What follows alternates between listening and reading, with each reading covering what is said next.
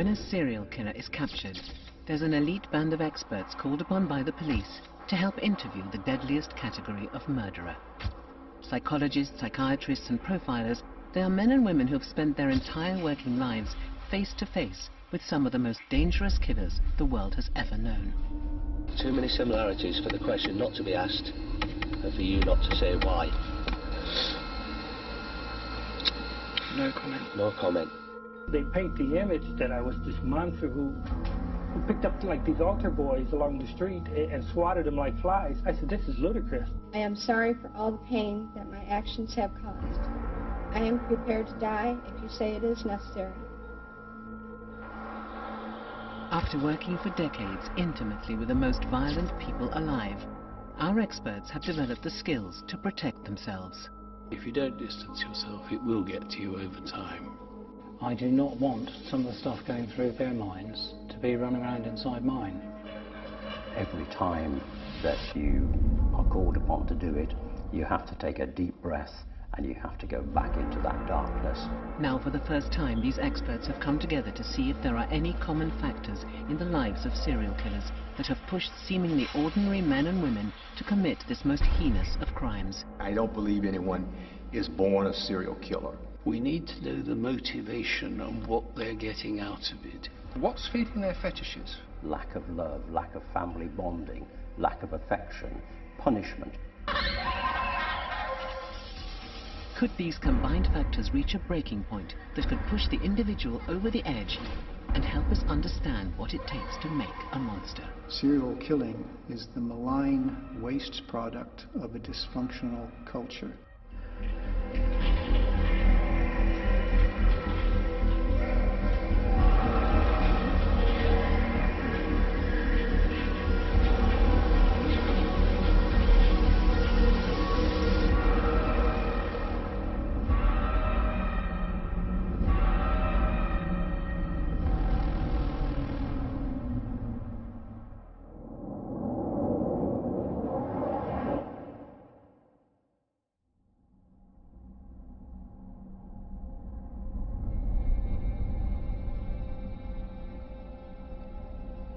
In a maximum security prison cell in Yorkshire, a woman who waged a murderous campaign over 2 decades will see the end of her days. Rose West and her husband Fred formed one of the most infamous serial killing couples in British criminal history. Between them, they claimed the lives of at least 12 young women, including 2 of their own children. Their home on Cromwell Street, Gloucester, was dubbed the House of Horrors by the tabloids after the discovery of bodies buried in the cellar and garden. On the other side of that narrow wooden door, there was a viper's nest of depravity. And Fred was the scorpion, and Rose was the spider. Between them, they very quickly became a killing machine. They were now set on the road to total depravity. Since her arrest over 25 years ago, Rose West has deflected all attempts by the police for psychologists to speak to her. There is only one man she's ever agreed to talk to. He's the crime writer Brian Masters, who would go on to write an acclaimed book about her trial called She Must Have Known. This is the first time he's ever discussed their meeting. I met Rosemary West after the conclusion of her trial. What was so astonishing about her was that she was so ordinary. She had short black hair. She just got on with what she was doing, which was knitting. And I said, how do you spend your time here in prison? She said, oh, I'm always knitting for my grandchildren. I've got lots of them now, so it keeps me busy. I gathered from that meeting, the only meeting I had with her, that she was first of all unsure of herself, secondly embarrassed by the entire circus which has surrounded her name, and thirdly that she did not really know how to interpret what had happened. What had happened was that after presiding over a 20-year reign of sadistic cruelty, torture and death, 25 Cromwell Street, Rose and her husband Fred had been unmasked as Britain's worst serial killing couple. In February 1994, when West's wicked world came crumbling down, Rose had good reason to think she would get away with murder, because all the initial police attention was on Fred. As the full horrors of the crimes unraveled, however, the police called on the services of renowned criminal profiler Paul Britton. This is the first time he's ever discussed his involvement in the case. I went to Gloucester and I met with the SIO and the deputy and several others, and they outlined a case that had happened in the house at Cromwell Street, and he asked if I could help them to make sense of a man who they were having difficulty interviewing. This man was Frederick West. And the situation was that he had accidentally, unintentionally if you like, killed a couple of young women, his daughter and others, and instead of doing as he should have done, which was to declare it, he was frightened about the outcome and had simply buried them in the garden under the patio. At that stage there was no mention of Rosemary West, Mrs. West. But what I knew, again from the literature and from clinical experience, is that there would be other people who had been taken and killed. And so I had to tell the officers, you were looking at two people who had probably been killing for many years, and that there would be other bodies to be found. Within days of Fred West's arrest, Paul Britton's predictions would be proven correct, and Rose West was brought in for questioning. She flatly denied any knowledge of the crimes. But as Paul Britton and the police began looking into the past, a disturbing picture began to emerge. I think you're looking at a quite striking series of events and circumstances that brings her, through her childhood and adolescence, to become a serial murderer. Rose West was born in Devon in 1953, the fifth of 7 children. When Rose's parents decided to separate, she chose to stay with her mother, only to come home one day to find her mother had disappeared. Devastated, Rose was forced to move to Bishop's Cleeve near Cheltenham with 2 of her brothers and her schizophrenic father. Rose would soon find herself forced into an incestuous relationship with her father.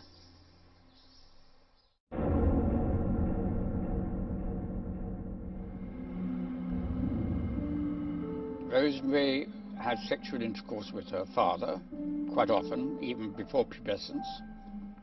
She was unable to question it.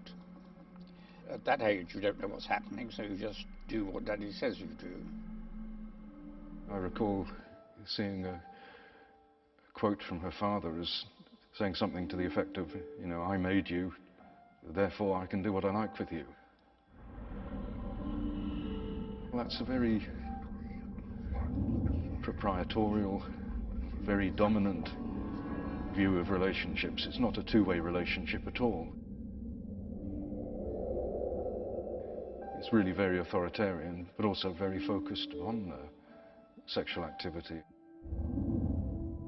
That kind of sets the standard for what you expect a relationship to be. So if your relationship with your parents is an abusive one, then it kind of encourages the belief that abusive relationships are actually normal. Dr. Adrian Needs has worked as a principal psychologist for the prison service, specializing in helping murderers come to terms with why they killed.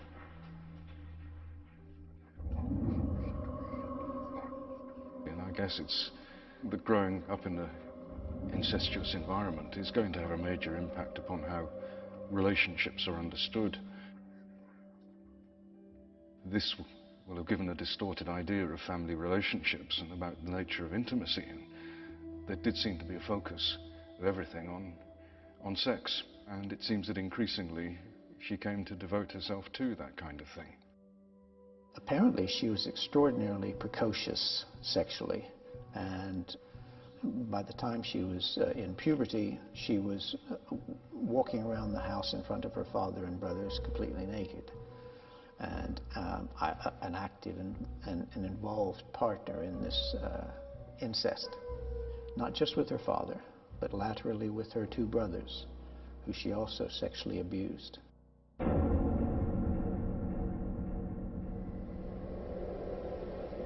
Rose's craving for sexual satisfaction regularly led her to trawling the pubs of the nearby city of Gloucester.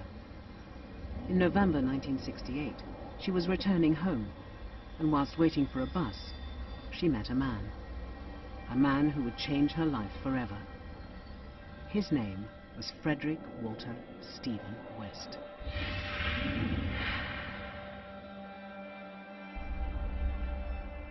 Still only 15, Rose met a much older man called Fred West, who was 27. He picked her up at a bus stop, but she got away, and he persisted and sought her out again. And then she realized, or thought she realized, that this was the chance to escape home, and he would be loving and protective towards her, and he would give her a nice family home life. So as soon as she was 16, she went. It was a mutual attraction. At the time they met, they were both quite good looking. I suppose she might have thought that he was relatively straightforward. I don't know if she knew right at the beginning how she would develop. Probably not. As their relationship blossomed, it was not long before the young couple realized they shared some very dark passions and extreme sexual fantasies, which together they could fulfill. Very quickly in their relationship, Fred introduced her to pornography, to prostitution, to sadism, and she took to it readily. She had never acquired a conscience, a sense of morality. For her, sex was a natural act that you would commit indiscriminately. And for Fred, violence and pornography was something that he took to actively and quite well. Just like Brady and Hindley, they had a common interest and they had a common bond, just like that. And so as a consequence, would have taken off together, and indeed did. I think that if Rose West had had a different life, had met someone else, taken a different partner, there is very little chance that she would have become Rose West, the serial murderer that we know. It's only when she met and tied up with Fred West that those things were sent in the direction that brought her to destruction and so many others. When she met him, she sat on the edge of a slide and was pushed down it, and really once she was underway, even though she always had the choice, there was no real likelihood that she was ever going to get off. In 1970, aged just 16, Rose fell pregnant by Fred. He set them up in a family home at 25 Midland Road in Gloucester, and they were joined by Fred's daughter Anne-Marie and stepdaughter Charmaine. Whenever they could, they would pass the children over to a babysitter so that they could give full flight to their sexual fantasies. Behind closed doors, the full dynamic of the relationship was quickly established. One where they had power and control over the vulnerable, whom they lured to the house. What do they get from each other? What is it that makes this unholy partnership become real? Well, I think there are two things. Frederick West needed to control people. He needed to feel potent and powerful. He also liked women. He liked to womanize. And what he found is a girl who was emotionally and sexually pliable. She's a girl who had already been introduced to sexual possibilities. But when she became an item with Frederick West, those doors were opened and pushed far and wide. She was introduced at first conceptually to sadism, humiliation, torture, bondage, a whole range of activities that for many people would have pulled the shutters down, but they didn't for her. And they didn't because those normal barriers hadn't been put in place. What was happening is she was with a man who seemed to love her, who seemed to care for her, who seemed to take her for herself. She felt important. The tensions in the West household at Midland Road began rising when Fred was arrested and imprisoned for petty theft and given a 10-month term in November 1970. Rose was now alone and the true matriarch of the house. Mother to 3 girls, she had difficulty controlling 8-year-old stepdaughter Charmaine. She was about to cross a threshold from which there could be no turning back.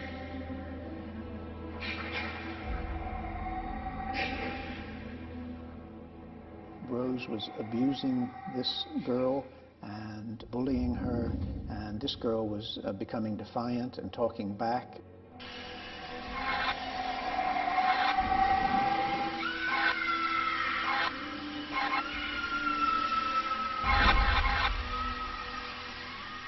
That actually triggered Rose to kill this girl.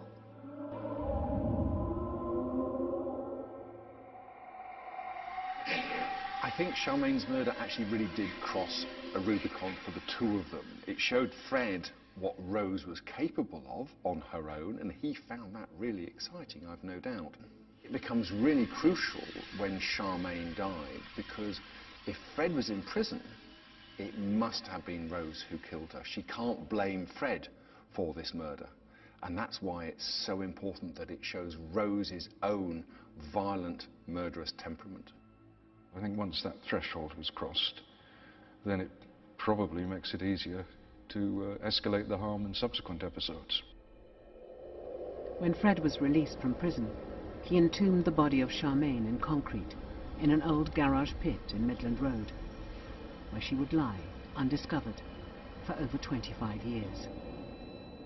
It is highly likely that by this time, Fred would have revealed to Rose that he had already carried out a double murder, having killed his previous wife, Rena, and their nanny, Anne McFall, who was pregnant with his child. But they were now about to take their next steps together to becoming a killing couple, who shared and justified to one another their sick desires. I think that when Frederick West and Rosemary came together, they developed what we call a codependency. So in some important ways, they each became dependent on the other. They each gave validation, gave meaning to the other's possibilities. In January 1972, Rose and Fred West married. Within months, Rose was pregnant with their second child, and they moved to a bigger home at 25 Cromwell Street. Either by accident or design, they chose an ideal location, didn't they? Because it's a fairly run-down area of the city, and it was big enough to let them both rent out rooms at the top of the house, and also for them to have a sort of special sexual area of the house in Rosemary's room. Despite its incongruous facade, the house quickly became a notorious venue for sex parties hosted by Fred and Rose. And Fred pimped Rose out, selling her sexual services for as little as £5 a time to lorry drivers and travelling salesmen he found in local pubs.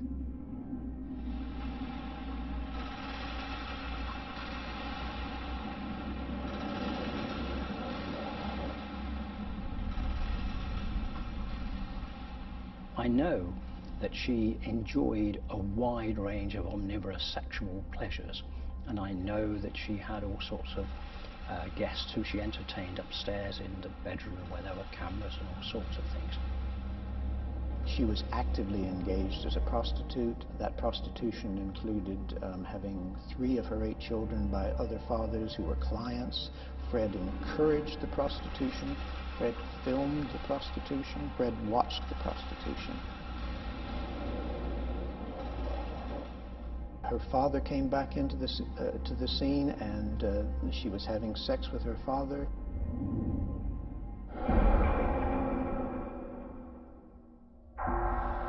The couple by now were having sex with as many as 30 different people a week, and everything in this supposed family home was geared towards facilitating their deviant behaviour.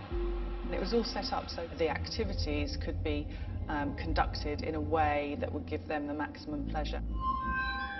On Rose's floor, where she entertained her male clientele, it was always about the two of them. It was set up so that Fred could be observing, could look through spy holes to see what was going on.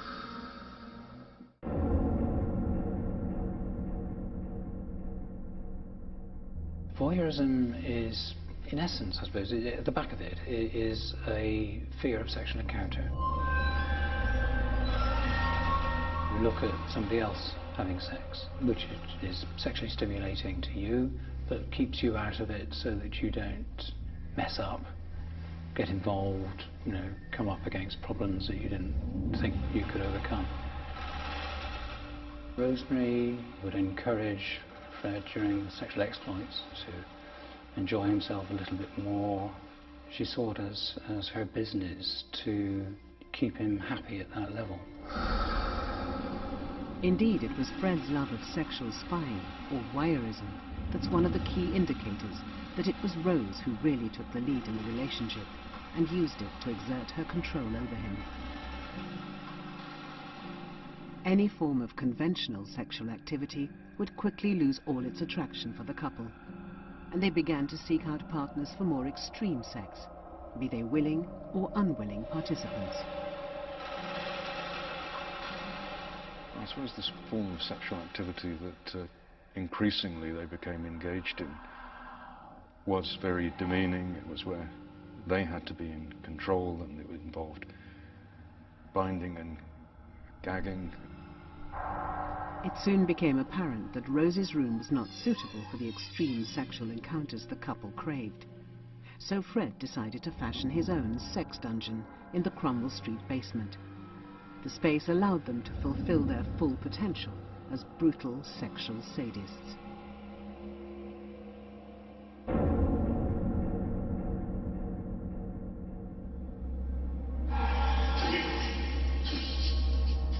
I think it's important and helpful to know what sadistic fantasies are, what sadistic means. It doesn't just mean aggressive sex. For it to be sadistic, a person needs to get their sexual pleasure from the control of another person, where that other person is suffering and enduring pain. And it is that part of it that gives the sadist the sexual pleasure that they then get. The sex dungeon that Fred had fashioned out of the basement of Cromwell Street would be the place where many of West's victims would die. Rose and Fred were soon set on a campaign to find as many young women as they could to lure back to the house to sexually torture. But their first victim was to be found much closer to home. 17-year-old local girl, Caroline Owens. She had been a nanny to their children, but one night found herself enticed into the cellar and coerced into one of Fred and Rose's sex games.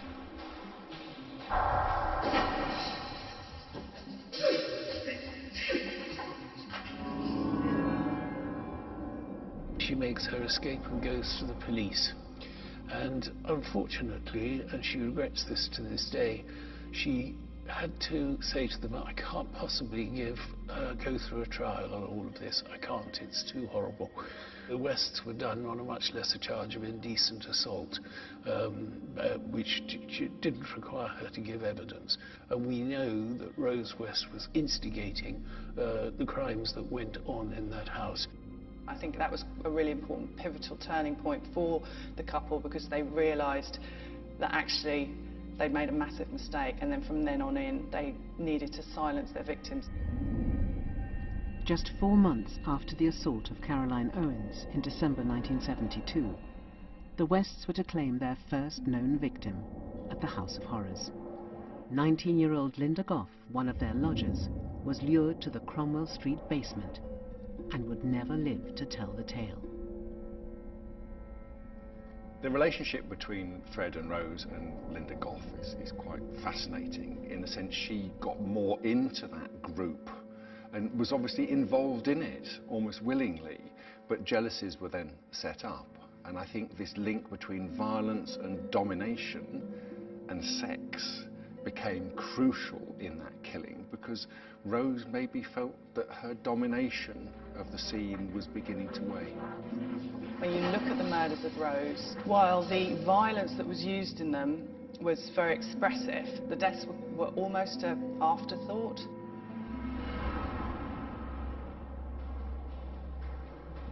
The couple's insatiable desires drove them to scour the local area in search of further victims, with Rose leading the way. Rose did show a very manipulative side to her in her expeditions with Fred, where they would cruise around in the car and pick up lost-looking young women from bus stops and so forth. And the women would be reassured, I think, by the presence of another woman, one who seemed vaguely maternal, was probably making lots of positive noises.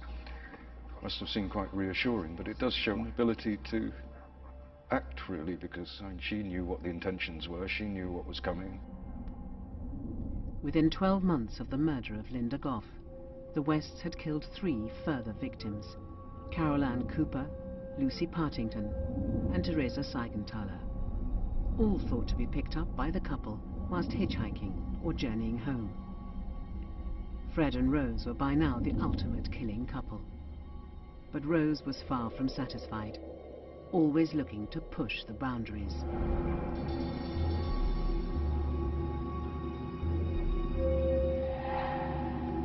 The problem is that a victim only lasts so long. They tire of a victim, she dies, there is more to be done. Her response isn't quite what they look for, so we'll get someone else. The fear isn't quite right. Enough is never enough. Enough is never, there is no end.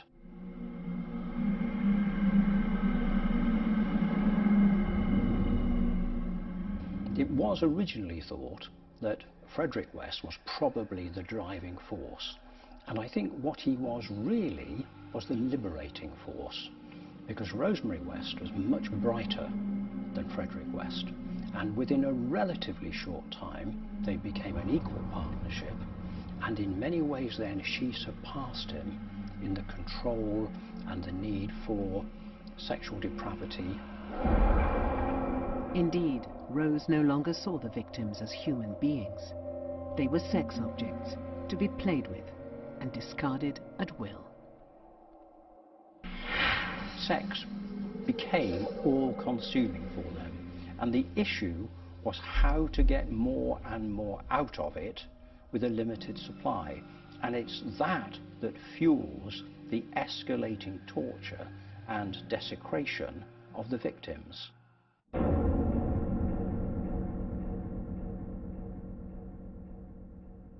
Sometimes people who commit bad acts against others do engage in, well, dehumanizing, seeing them as less than human, sometimes seeing them as almost deserving, or certainly not as counting. And in that kind of mindset, it does become easier for somebody to inflict very serious harm against somebody else. And the more they do it, the more it becomes normal. The only way you can become a serial killer is to have that detachment. You know, if you don't have that detachment, if you're horrified so much by what you've done, you're probably not going to progress in any meaningful way. You have to have that psychopathic lack of concentration and understanding of people. Rose and Fred's reign of terror continued undetected for more than a decade, until their unwanted attentions turned to their own children. I think it's a misunderstanding to think that 25 Cromwell Street was ever really a family home. It was a house where people lived, where children had to stay. But remember, those children in the main lived in fear. It is Rose West who is preparing the children very forcibly for their father's sexual attentions, and that she herself is going to be involved in. you have a person, in this case a woman, who broke all of the rules and the expectations of motherhood. This is a person who you would normally expect to protect her children, to die for her children, to protect them if necessary. This is a person who you would expect to have stood between them and a sexual predator. But in fact, the reverse was true. She actually took on each of those roles so that the children became depersonalized. They became objects that were there simply for her pleasure and Frederick's pleasure.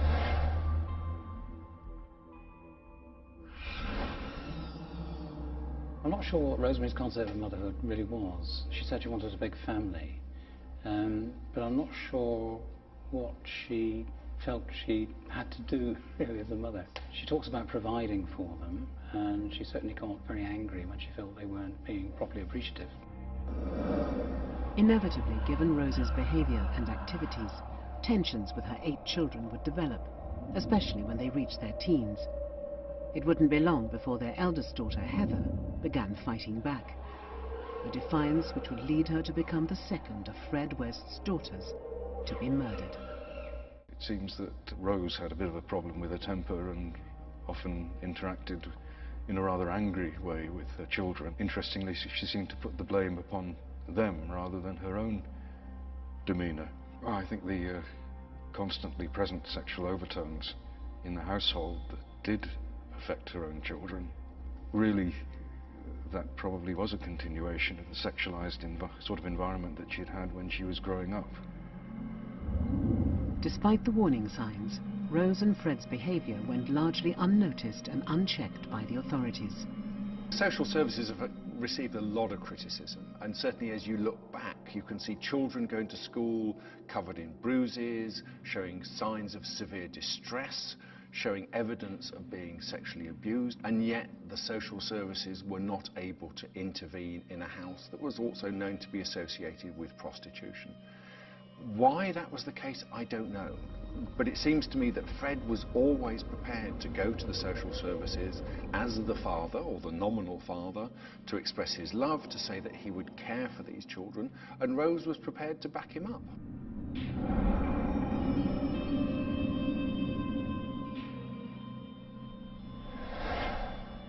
Now, these are not people who looked as though they were predatory psychopaths. They just looked ordinary. Their activities were out of plain sight. People think it was in plain sight, but it wasn't. They were able to take their victims, they were able to bind them, gag them, break their teeth. They were able to put tubes into them to keep them alive for days, suspend them from hooks, do the most dreadful things to them. But because the nature of the building shielded the sound and everything else, nobody knew. The house was set up so that the entrance was actually on the side of the house, not on the main street, and the street lighting on that street was really bad at that particular point. So even something small about the environment like that helped facilitate that dangerous transition, if you like, from getting a live victim from the control of a vehicle back to Cromwell Street into the house. And that was without neighbours seeing anything, which is quite extraordinary because it was a typical street. It was only a few hundred yards from a busy shopping centre. The murder that would ultimately bring the West's reign of terror to an end was that of their own daughter, Heather. She mysteriously disappeared following an altercation with her parents in June 1987.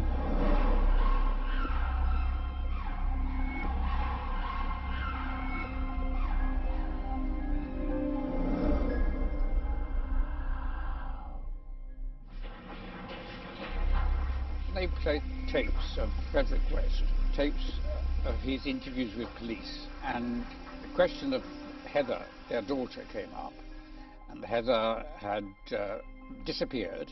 The family had always maintained she'd simply left home, as she promised she would. She wanted to leave home for a long time because she loathed being interfered with by her father all the time. Heather might have been about to blow the gaff. It might have been something precipitant like that that brought about her death. He killed one of his own daughters because he was afraid that she would go to the authorities. He buried that daughter in the garden and then threatened his other children with saying that they would have the same fate if they didn't behave.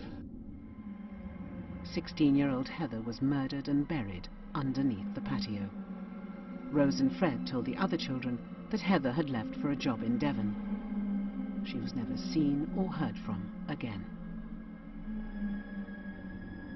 I think under any definition, Rose and Fred's household was dysfunctional, but to threaten your other children that they'll end up under the patio like Heather is just a terrible, forceful thing to do. It's domination again, it's control.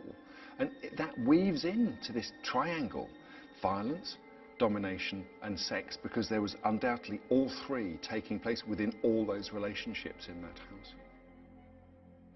Eventually, one of the friends of one of the daughters told her mother what was happening, and the mother went to the police. But ultimately, even when they had all the evidence, it took the police 2 years to eventually arrive at convictions.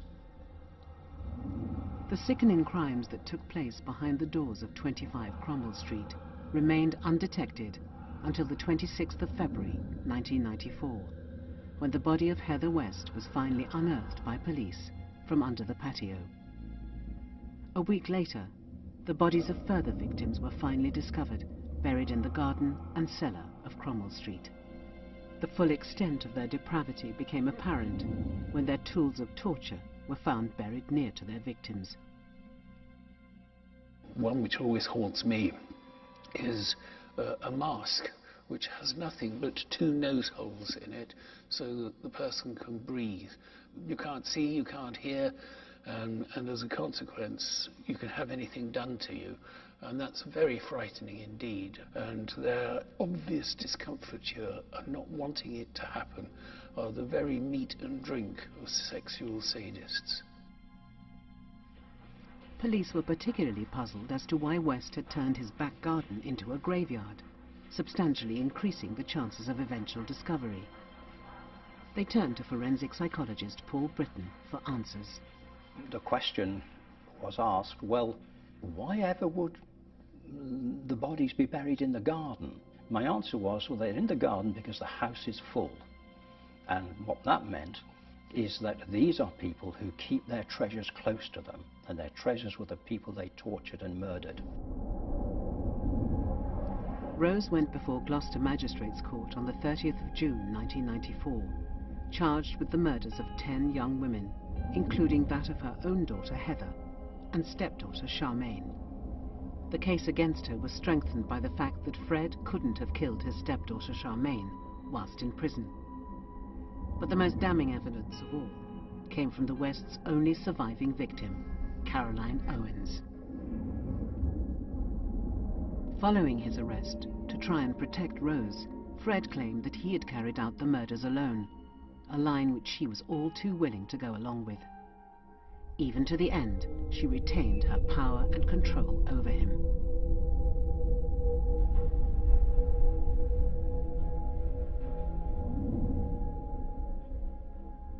You saw it in court.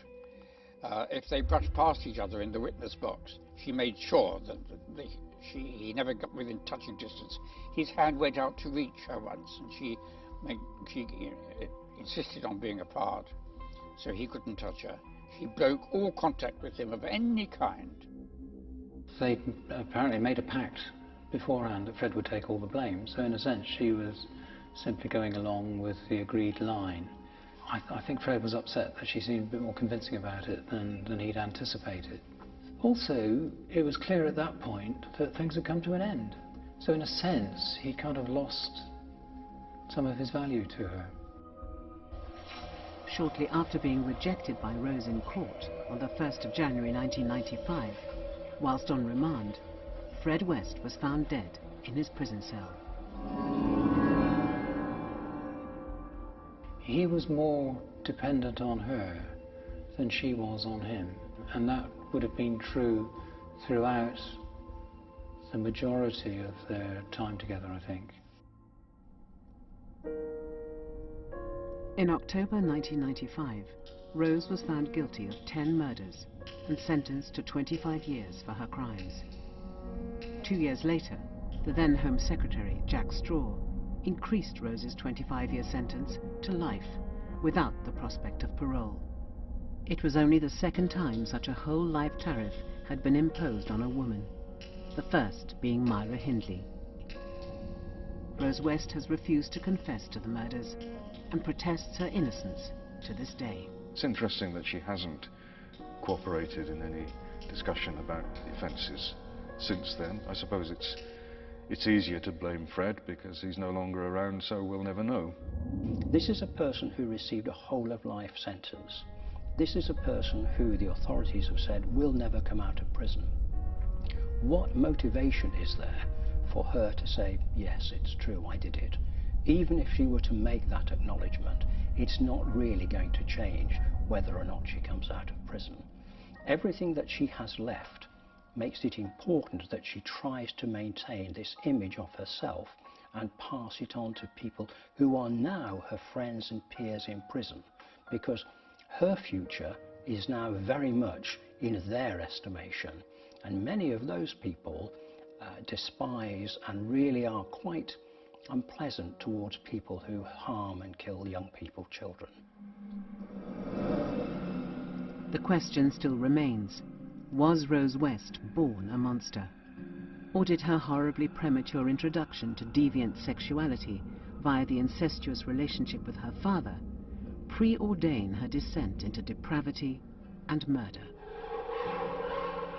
Was she a person who had all of the benefits, all of the gains that we would like people to have, and nevertheless went on to kill? No, she wasn't. She's a person who was herself abused, herself offended against, but nevertheless chose to develop that dark, what we would call evil side of her personality. Would Rose have committed these crimes if she hadn't met Fred? I don't think she would. I think she would have been an immoral, sluttish prostitute, but she might have actually married someone else and had a completely different life. But I don't think she would have killed if she hadn't met Fred. But that doesn't exonerate her. The problem in trying to make sense of it is that we persist in trying to apply our values to understanding it. We continue to try and impose our kind of moralistic template on these people. They are outside those conditions of understanding. So if the question is, at the core of that, is there still a person? The answer is probably. But the next question is that a person that you can ever reach? Is that a person that you can ever reach in, hold their hand and bring them back? I would be very surprised. Remember, everyone thinks it's done, it's over. But it probably isn't. There are more Rose Wests. We don't know who they are, we don't know where they are. And there are almost certainly more people that were hurt by the Wests that we don't yet know about. When I met her in prison, she did say one thing, not in answer to prompting from me. She said, look, I did realize quite early on that Fred was no good, but I didn't know that he would have gone that far. I left it at that.